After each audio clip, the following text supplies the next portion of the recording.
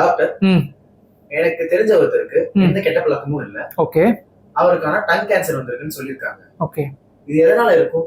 அவருக்கு நீங்க கேட்டிருந்தீங்கன்னா ஏதாவது பல்லு உடஞ்சு குத்திட்டு இருந்தாலும் ஷார்ட் டூத் ஏதாவது இருந்ததுன்னு சொல்லியிருக்காரா? அவர் மென்ஷன் பண்ணியிருக்காரு அவருக்கு ஷார்ட் டூத் இருக்குது. பட் ஆனா அதனால எப்படி வரும்?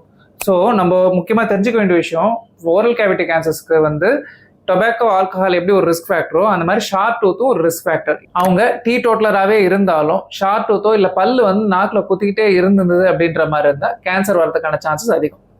பல்லு உடஞ்சி குத்திட்டு இருந்தாலோ அப்படி இல்லைன்னா ஷார்ட் டூத் இருந்து எதர் நாக்குலையோ இல்லை கண்ணத்துலையோ குத்திட்டு இருந்தாலோ முதல்ல வரக்கூடிய இஷ்யூ வந்து ஒரு ட்ரமாட்டிக் அல்சர்னு சொல்லுவோம். அந்த சின்ன அல்சர் மாதிரி தான் முதல்ல வரும். இப்போ என்ன ஆகும் அப்படின்னா, இது over period of time constant இரிட்டேஷனில் குத்திக்கிட்டே இருந்தது அப்படின்ற மாதிரி இருந்ததுன்னா அந்த இடத்துல ஸ்குவாமஸ் செல் கார்சினோமான்னு சொல்லக்கூடிய வாய் புற்றுநோய் வரதுக்கான சான்சஸ் அதிகம். ஸோ நான் இந்த மாதிரி நிறைய பேஷண்ட்ஸ், எந்த கெட்ட பழக்கமும் இல்லாத இந்த மாதிரி ஷார்ட் டூத்தோட கேன்சரோட வந்த பேஷண்ட்ஸ் நிறைய பேரை ட்ரீட் பண்ணியிருக்கேன். இனிஷியல் பீரியட்ல இது கொஞ்சம் பெயின்ஃபுல்லாக இருக்கும். ஓவர் பீரியட் ஆஃப் டைம் அவங்க வந்து நெக்லெக்ட் பண்ண என்ன ஆகும்னா, முதல்ல பெயின் மறைஞ்சு போகும். அதுக்கப்புறம் என்ன ஆகும்னா அது கேன்சரா மாதிரி கடைசியில் அதுக்கப்புறம் ப்ரெசன்டேஷன் அப்போ பெயின்ஃபுல்லாக அல்சரோட வருவாங்க. 2 to 3 வீக்ஸுக்கு மேலே இந்த மாதிரி வாயில் ஆறாத புண்ணு இருந்ததுன்னா தயவு செய்து உங்கள் டாக்டர் கிட்ட போய் கன்சல்ட் பண்ணுங்க. கேன்சர் வராமல் தடுக்க இந்த மாதிரி ஷார்ட் டூத் இருந்ததுன்னா உங்கள் டென்டிஸ்ட் கிட்ட போய் கன்சல்ட் பண்ணுங்க. தேவைப்பட்ட முதல்ல கிரைண்ட் பண்ணட்டும். இல்லை கிரைண்ட் பண்ணாலும் அது ஷார்ட் டூத் சரியாக ஆகலை அப்படின்ற மாதிரி இருந்தால் எடுக்கணும்னா தயவு செய்து எடுத்துருங்க.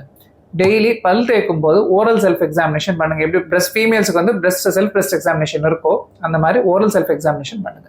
Stay knowledgeable. தேங்க்யூ.